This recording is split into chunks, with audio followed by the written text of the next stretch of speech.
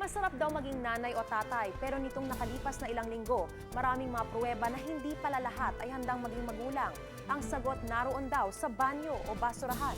Finished or not finished, pass your papers. Pero bakit si Mag na mag-exam? Pasang-awa ang kanyang English. Bumaba na naman ang listahan ng mga mamamahayag na pinatay.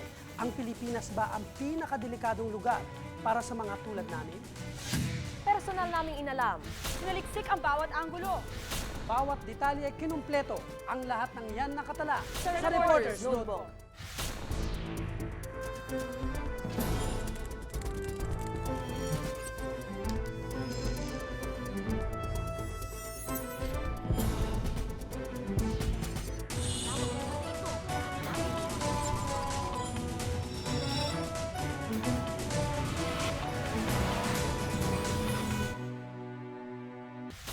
Ang Pilipinas daw ang isa sa pinakamalaya pagdating sa pamamahayag. Pero bakit tila humahabang listahan ng mga napapatay mula sa media? Kaya ang Pilipinas isa na sa masasabing pinakadelikadong lugar para sa mga journalist.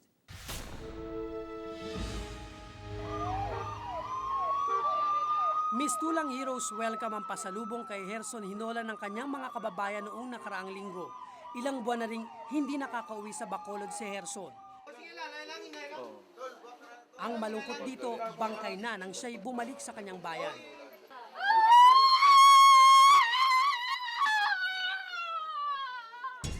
May mga aligasyon pa nga ginaligar nga may mga GRO. Amo nang budlay sa imo kay way ka nagapartida GRO eh. Si Bombo Boy Hinolan isang mamamahayag sa Kalibo Aklan, matapang, matalas ang dila. Walang patumangga kung mambatikos ang katiwalian at korupsyon sa radyo. Noong gabi ng November 13, pinaulanan ng bala ang kanyang katawan ng mga di pa nakikilalang kalalakihan. Sama ang loob ko. Masakit. Nakita ko yung tiyan niya lumabas Saka yung mga kamay niya dito, maraming dito. Ayon sa kanyang mga kasamahan, walang personal na kaaway si Bombo Boy. Ang pagkakaroon daw ng kalaban, gawa ng pambibira niya sa programa niya sa radyo. Gusto niya talagang mawalang katiwalian, lalo na yung drugs, gambling at corruption sa ating gobyerno. Work-related niya, yun ang lumalabas. Kasi si Hinolan ay considered na hard-hitting broadcaster sa dakong yon, sa Aklan. Bago mag-alas 6 ng hapon noong November 12, binaril at pinatay naman si Jean Boyd lumawag sa pier ng Hulo Sulu. Photo editor si Jean Boyd ng pahayagang Minda News. Noong mga panahong iyon, tinatrabaho niya ang isang dokumentaryo kaugnay ng pamamahala sa Autonomous Region in Muslim Mindanao o ARMM. Pinuntahan ko ang burol ni Jean Boyd sa Davao. Ilang beses ko rin siya nakasama sa coverage sa Mindanao noon. Ito yung pangalawa sa huling litrato na kinuna ni Jean Boyd dahil ayon sa kanyang mga kamag-anak, mahilig siyang kumuha ng mga sunset. Ito namang nasa kaliwa, yung huling litrato na nakuna niya bago siya mamatay. Kinukunan ni Jean Boyd ang sunset na ito sa Hulo Sulu. Mahilig daw kasi siyang kumuha ng mga larawang ganito. Walang nag-akalang ang magandang larawang ito ang magiging huling kuha ng kanyang kamera at ang magiging mitya ng kanyang buhay. Matapos niyang makunan ang sunset ng araw na iyon, binaril sa sentido si Jean Boyd. Nakausap ko ang ama ni Jean Boyd na si Rene Lumawag Sr., kilalang photojournalist sa Mindanao. Mabait at masayahin si Jean Boyd para sa kanyang pamilya. Wala siyang kaaway o kagalit. Mahirap man, pero kahit paano ay tanggap na raw ni Mang Rene ang nangyari sa kanyang anak. Talagang hilig niya at saka may passion siya doon sa photography and unti-unting kumakagat yung journalism na aspect sa puso niya at saka sa otak niya. Saan po ba yung mga tao? Ito lang Bagamat sa pagiging litratista na wala ng isang anak si Mang Rene, itutuloy pa rin daw niya ang kanyang nasimulang propesyon. Nasa dugo na yun eh. Lalo na at yung anak ko,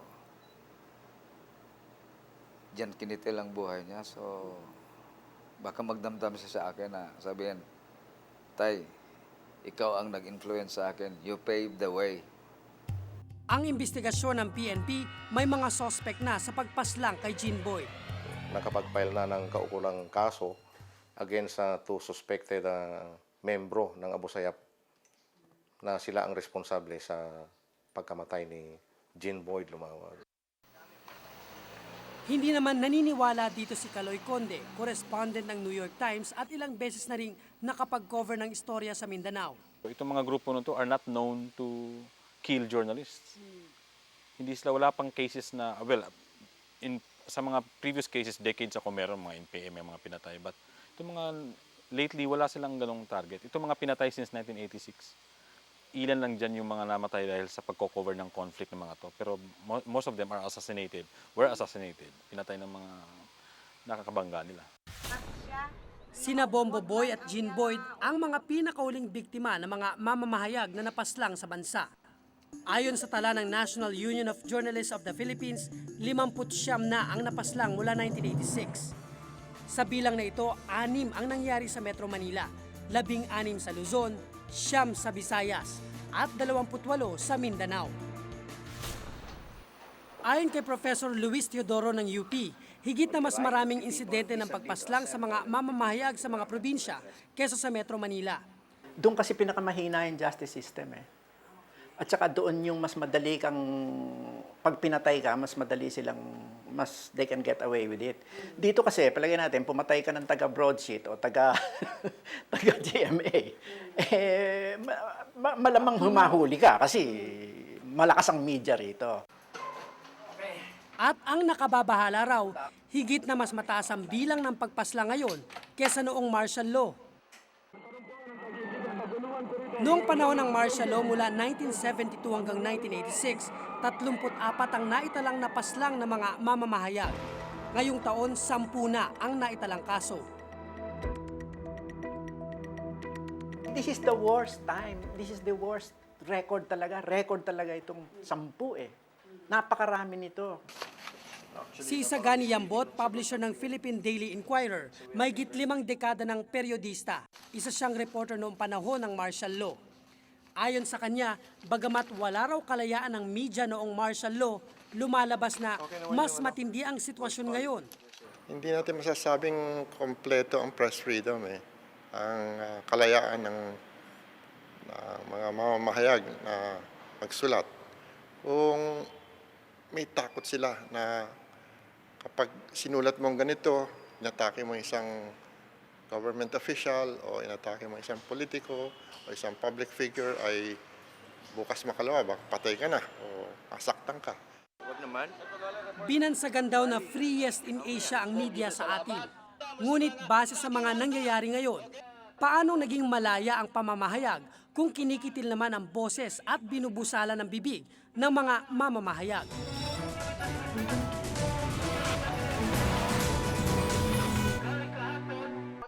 Press ID dapat na raw itago kung gusto mong mabuhay ng matagal. Kung minsan kasi, bala na ang katapat niyan, ang pruweba sa pagpapatuloy ng Reporter's Notebook.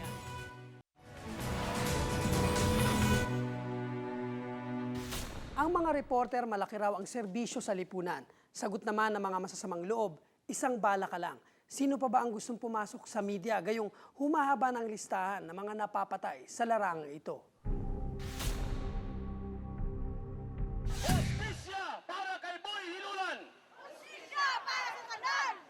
Laganap na raw ang samot-saring karahasan laban sa media, kaya ang ilan nag-aarmas na para maprotektahan ang sarili. Si Rene di niya tunay na pangalan, kolumnista na isang pahayagang tabloid sa Maynila. 8 taon na siya sa media. Maanghang, walang preno kung mambatikos siya sa dyaryo. Kadalasang laman ng kanyang istorya tungkol sa drug lords at mga tiwaling opisyal. Dahil dito, inulan na raw siya ng mga death threat o pagbabanta sa kanyang buhay.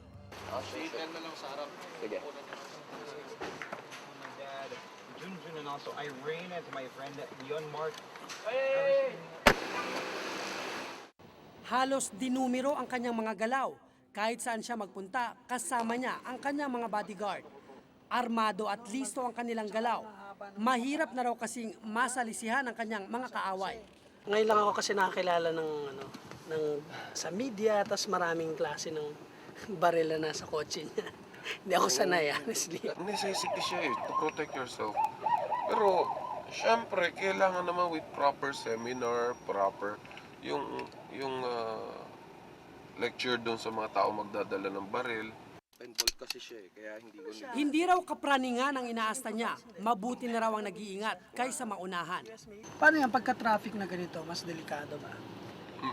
Ang problema mo pag traffic na ganito, yung dadaan na mayroong nakamotor, or pag mayroong nakamotor, ganyan ka na, nakatuto ka na kagad. Diretso. Oo, alalay ka na syempre. Lalo na pag nakita mo Hindi dalawa. ba siya kapraningan? Nag-iingat lang. Ingat lang. iba yung Palipat-lipat ng bahay, papalit-palit ng sasakyan. Sa taong ito, 8 beses na raw siyang nagpalit ng sasakyan. Napunta na ako sa buy and sell dahil lang dyan. Talaga? Meron akong kaibigan na talagang buy and sell siya. Ginagawa ko, umiikot na lang yung pera. Bebenta mo tong kotse. Hindi ka ba bibigyan. nalulugi doon? Hindi, kita pa. Tanging ang Pilipinas lang ang bansa sa Asya na may probisyon sa konstitusyon na nangangalaga sa press freedom o kalayaan sa pamamahayag. Kinaiinggitan pa nga raw ng ibang bansa ang Pilipinas dahil dito.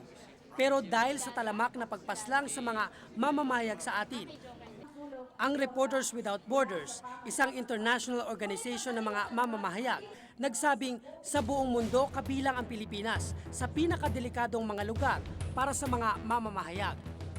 Lumalabas sa sunod na tayo sa bansang Iraq sa pinakamaraming napaslang na mga mamamahayag nitong taon. Dito sa atin, tinatarget yung mga periodista. Kaya mas masama ang sitwasyon. Our job. Si Romy Gacad, premyadong photojournalist ng Agence France Presse, isang international news wire agency. Ayon sa kanya, labis daw na nababahala ang international media sa mga nangyayaring pagpatay sa mga mamamahayag sa ating bansa. Itong mga cases na 10 journalists na namatay this year, it's something the government should really take serious steps to address. Gayunpaman, hindi daw nangangahulugang takot ang mga mamamahayag. May pangamba man, tuloy pa rin ang trabaho. Dahil sa sunod-sunod na patayan sa mga journalist, binuo ang PNP Task Force Newsmen ngayong taon. Ngunit sa halos 60 kaso, isa pa lang ang kanilang nahuhuli sa mga sospek. Aminado ang PNP, nahirap sila sa paglutas ng mga kaso. Nahihirapan ang ating mga police o agents kasi nagtatago yung suspect. So long as walang nahuhuli kundi isa at hindi pa nga nagtatrial, di pa naman napapunish, no? Eh siyempre may encourage yung mga iba. Kasi ang ano naman dito, bakit ba maraming krimen? Maraming krimen dahil hindi napapunish, di ba? Halos 20 taon ng patay ang premyadong photojournalist na si Willie Vicoy. Taong 1986 nang maambush siya ng mga NPA kasama ang iba pang tropa ng gobyerno. Gusto niyang makilala siya. Gusto niya yung magandang pagkakakilala sa kanya, yung nakagawa siya ng isang bagay na para sa bayan. Ngayon, isa ring photographer ang anak ni Mang Willie na si Ali. Bagamat sa propesyong ito namatay ang kanyang ama, hindi ito nakapigil sa kanya na sumunod sa yapak ng ama. Yung mga gamit niya, pinatitingin sa akin. Tapos minsan, kinakalikot ko. Kapag day off ni Papa, kinakalikot ko yung camera niya. Tapos minsan, pinapagalitan ako. Sabi, wag ko daw galawin dahil paglaki ko, gagamitin ko rin naman daw yung camera na yun. 4 na taon na ako sa trabaho ko. Kapag may pinapatay na mga mamamahayag, bumabalik sa isip ko ang karasang nangyari sa akin noong 2002 sa Zamboanga. Dahil sa sobrang init, crowded. Binugbog ako ng mga tripulante ng barko dahil sa pagpupumilit kong makasakay para makakuha ng balita sa basilan. Marami na rin akong nagawang expose. Hubad na bawang, Mga ilang kilo yan. bulok na keso, bentahan ng droga sa kulungan. Pero ang pinakagrabe ay nang gawin ko ang istorya ng bentahan ng droga sa tabi ng Camp Crame at Camp Aguinaldo. Hindi lang death threat ang natanggap ko, naranasan ko ring maharang habang pauwi sa bahay at binalaang maghinay-hinay sa paggawa ng istorya. Maghanap ng mabibilhan ng shabu sa tulong. Bilang isang reporter, may mga sandaling posibleng buhay ang maging kapalit ng istorya. Hindi lang kasi bala ang iilagan habang nasa gitna ka ng bakbakan o ganti ng taong turing sa'yo ay kalaban o kasong libelo na kailangang iwasan. Sabi nga, kapag nasa ganitong uri ka ng trabaho, bahagi rin ng buhay ang malagay sa hukay ang isang paa. Mapanganib man, hindi ito kailanman naging sagabal para magampanan ang aming trabaho. Ako si Cesar Apolinario at ito ang nakatala sa aking Reporter's Notebook. Hindi lahat ng batang nais ipalaglag namamatay. Mayroong mga nabuhay. Dala ang kaalamang minsan ninais silang burahin sa mundo ng sarili nilang magulang.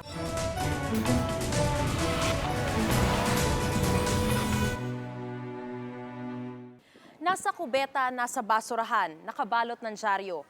Fetus ang aking tinutukoy, hindi basta kalat lang. Pero bakit parang basura kung itrato ang ilang sanggol mula sa sinapupunan?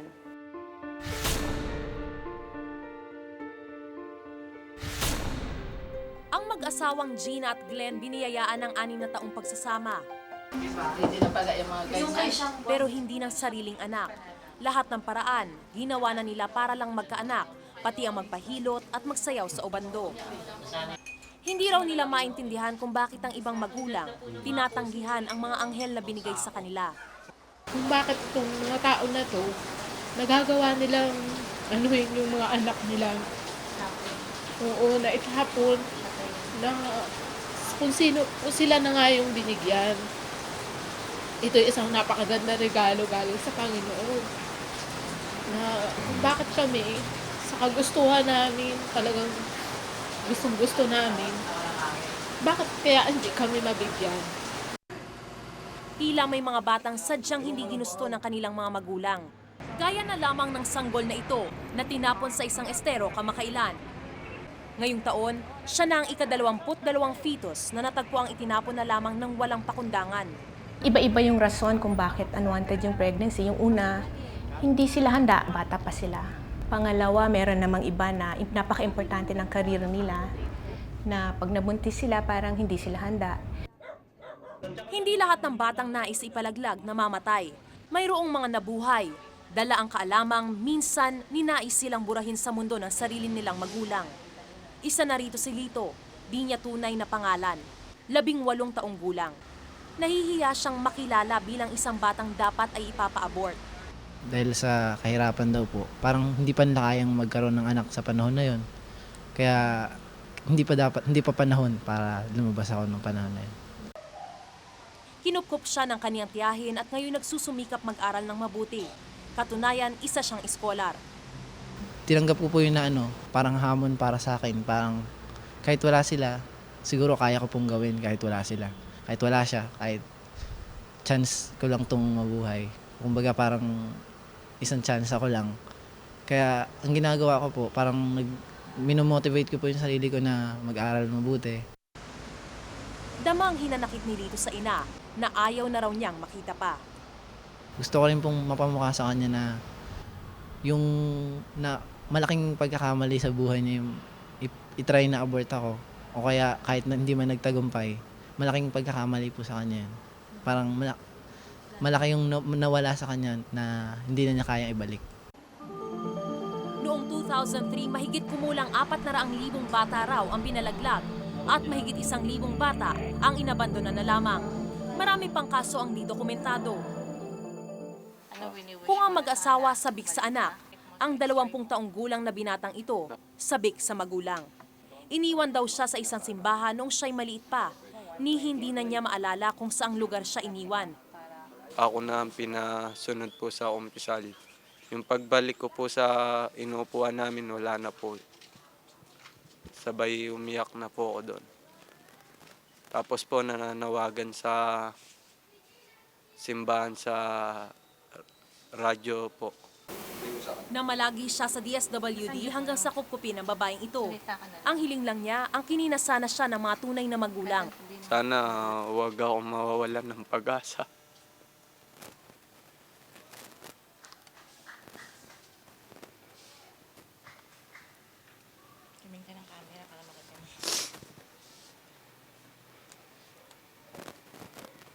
Makita ko po sana sila Hindi ako manghihinayang sa sarili ko. Masaya lang po ako makita ko lang sila. Ako po, nakikitrabaho po ako dito. Hindi sapat yung araw ko po, hindi ko sila makasama. Malungkot din po ako. Apektado ang buong pagkatao ng isang bata kapag siya'y unwanted o hindi ginusto. So ang chance na yung bata hindi healthy o hindi malusog pag pinanganak ay mataas. Tapos pangalawa naman yung naaspeto na dapat nating talakayin yung psychological. Ano ba yung psychological? Yun yung pag-iisip ng bata at saka yung emosyon. Ang bata na unwanted, mahihirapan na magpakita ng pagmamahal at pagkalinga kasi hindi naman niya naramdaman yun sa ina niya eh. At kahit hindi raw sabihin sa bata, dama nito ang kalagayan. Eh kung unwanted, usually medyo malamig yung ina eh. Yung parang ganon, hindi niya masyadong napapakita yung pagmamahal sa bata. Mararamdaman ng bata yun kahit hindi mo sabihin. Saan mga maganda tingnan? Si Romelo, 23 taong gulang. Lumaking alam na ipalalaglag sana siya. Nag-start yun dito sa bahay din eh. Narinig ko yung mga kapatid ko, mga ate at kuya ko na inasar nila ako ng... Yan si Milo kasi pinalaglag yan ni mama nung bata pa. Nandito ka sa puso ko. Pero hindi siya nagtanim ng puot sa ina. Siya ngayon ang tumutulong at nag-aalaga sa kanyang nanay. Umiiyak na ako, nakaraos na ako. Sabi ko, salamat Lord, walang nangyayari sa anak ko. Gaya ng ina ni Romelo, nagsisisi si Aling Gemma sa binalak na pagpapalaglag. Sa 5 niyang anak, 3 ang tinangka niyang ipalaglag. Hindi naman bahay ito eh. Dahil sa mga ininom na gamot, ang isa sa kanyang mga anak nagkaroon ng kapansanan. Dinugo ako ng 2 araw. Kala ko magtuloy-tuloy na siya na malaglag. Kala tuloy-tuloy siya mabuhay. Siyempre, masakit sa damdamin eh. Maano ko eh. Sila kompleto ako, hindi.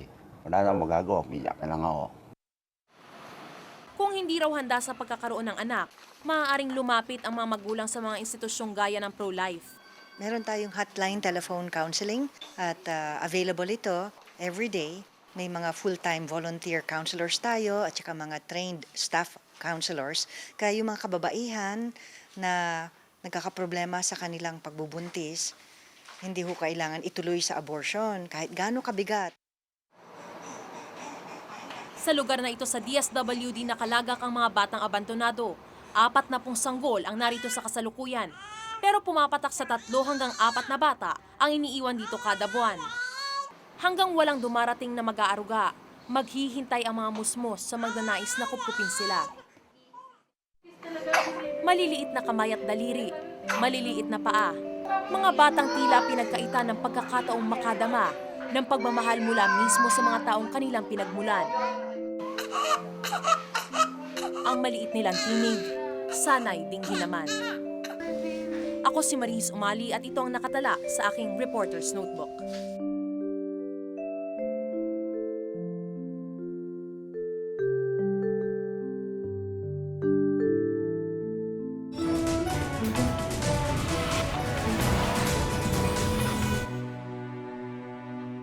Noong 589 kung yun naman lang teacher na nabagsak pa, lalo ng anak namin.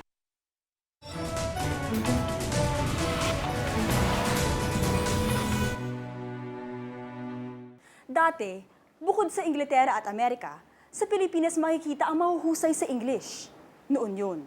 Ngayon, nang mag-test sila sir at ma'am, palakol o kalabasa ang grado ng marami sa kanila.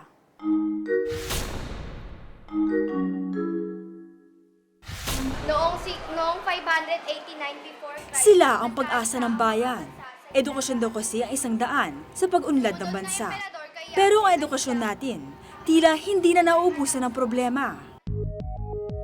Kamakailan, lumabas ang resulta ng eksamen na ibinigay ng Department of Education noong nakaraang taon para sa mga guro ng English, Math at Science sa pampublikong paaralan. Ang self-assessment test for English proficiency. Mahigit 80% sa kumuha ng test, lagpak. Si Ma'am Marie, hindi niya tunay na pangalan, 36 years old, isa sa mga hindi nakapasa. English teacher siya ng halos 14 na taon. Katuwiran niya, hindi raw sila binigyan ng pagkakataon na makapaghanda sa naturang exam. Maybe because I'm tired. But given a chance to have exams with, preparedness and readiness before the exam, I would say that I would be very much enthusiastic to answer the questions. Si Ma'am Flor naman, 54 years old, hindi rin pumasa sa exam. Math ang kanyang itinuturo. Kaya naman hindi siya nababahalang bagsak sa exam. So we can talk in English. We can communicate with our student in English, mathematically speaking, but not that as proficient as English teacher. Para sa ilang teacher na kumuha ng exam, hindi raw dapat maging sukatan ang test na ito sa kakayahan ng mga teacher pagdating sa Ingles. There should be other type of tests which can measure the proficiency like written and speech or speaking. So hindi lang black and white or written exam. There should be interviews. Ayon sa DepEd, sa naturang exam, hirap daw ang mga teacher pagdating sa reading comprehension o pag-intindi sa binasa. Itong English proficiency test would prove to us that bumaba yung proficiency sa English. There's no doubt about it. The data tells us that's what's happening. Does it make us less of an English-speaking country? No. We still speak English. We don't speak proper English. Yun ang problema. Ito ang kauna-unahang beses na nagsagawa ang DepEd ng ganitong eksamen. Maging sila na alarma sa resulta. We have to deal with it. We have to fix this problem. If we don't fix this problem, it won't fix the student learning problem. Hindi raw matatanggal sa trabaho ang mga gurong hindi pumasa sa exam. Sukatan lang daw kasi ito sa kakayahan ng mga teacher para matukoy nila ang tulong na maaari pa nilang maibigay. Ang tawag dito ay diagnostic type exam. You do the exam once to determine ano yung level ng teacher. Once you do it once, then you program yung intervention. 85 million pesos ang nakalaan na budget ng DepEd para sa teaching training ng mga guro. Pero hindi raw ito sapat. Plano rin ng DepEd na imungkahi sa Professional Regulation Commission na isama na sa licensure examination ng mga guro ang English Proficiency Exam. Ito ay para lalong masiguro na mahusay ang mga susunod na guro. Pero ayon kay Professor Lourdes Tayaw, may akda ng maraming libro sa English, hindi na siya nabigla sa resulta. Nararamdaman na raw niya kasi ang pagbagsak ng paggamit ng mga guro ng wikang Ingles sa pagkikisalamuhan niya rito. Ilan daw sa dahilan sa pagbaba ng kalidad ng mga guro ay ang paglobo ng bilang ng mga mag-aaral, samantalang lumiliit naman ang bilang ng mga guro, ang maliit na sahod, at ang mababang pagtingin sa guro bilang isang propesyon. We're not attracting the brightest minds to education. We're not. Yeah, they would rather go to other professions. You see? I told you there are many reasons why. And then the environment is no longer that supportive. Dagdag pa niya, karamihan sa mga guro ay nangingibang bansa, kaya nababawasan palalo ang naghihingalo lang ang bilang ng mga guro sa ating bansa. Mula 2003 hanggang 2004, umabot sa mahigit 100,000 ang bilang ng mga guro na nagtuturo sa pampublikong high school sa ating bansa. Pero kulang na kulang daw ito ayon sa DepEd. Ayon pa rin sa DepEd, masasalamin din ang epekto ng pagbagsak ng mga guro sa English sa resultang inilabas sa 2004 High School Readiness Test, isang exam para sa mga grade 6 na patungtong ng high school. Wala pa kasing 1% ang nakakuha ng score na 75% pataas. Ibig sabihin, sa kabuoang 1.2 million na nag-exam, 8,000 mag-aaral lang ang nakakuha ng mataas na score. Doon sa 75% level ay wala pang 1% ng kumuha ng high school readiness test. And that's a problem. Now, that's a reflection of teaching. Sunod-sunod ang dagok sa sistema ng edukasyon, kakulangan sa bilang ng mga guro, silid-aralan, libro, pasilidad. At ngayon, tila karamihan sa mga gurong nagtuturo ng Ingles, nahihirapan na rin. Isa ang mag-asawang sina Aling Virgie at Mang Toto sa nabahala sa lumabas na resulta ng exam para sa mga guro. Labandera at karpintero ang mag-asawa. At tanging ang 5 anak ang inaasahan nilang babangon sa kanila sa kahirapan. Kaya naman inaasahan nila na maayos ang klase ng edukasyon na nakukuha nila, maging ang mga nagtuturo sa mga anak. Naaral nga namin sila nga sa public dahil mura lang nga. Dahil wala talaga kami ka-afford sa private. Kung yun naman lang nga, teacher na, nabagsak pa, lalo ng anak namin. Yung graduation po namin. Nangihinayang naman ang consistent honor student na si Raquel sa issue tungkol sa mga gurong hindi pumasa.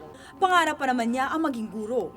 Gusto ko nga po mabago yung pagtingin ng mga tao sa kaguruan. Hindi naman po siguro lahat ng nagiging guro, ganun po ang kinalalabasan. Habang marami ang hindi na ipasa ang exam na ibinigay ng DepEd, si Ma'am Teresita Cervantes minanilang ang pagsagot sa test. Isa siya sa top-notcher sa naturang test at nakakuha ng gradong 98%.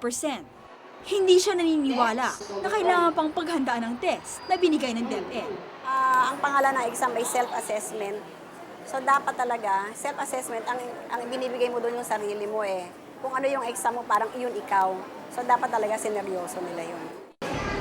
Tila kaliwat kanan na nga ang problema ng ating bansa sa edukasyon. Kung edukasyon nga ang magtuturo sa atin sa magandang kinabukasan, hindi ba't dapat lang na siguraduhin natin na ito ay mapangalagaang mabuti? Ako si Hana Alcoseba at ito ang nakatala sa aking Reporter's Notebook.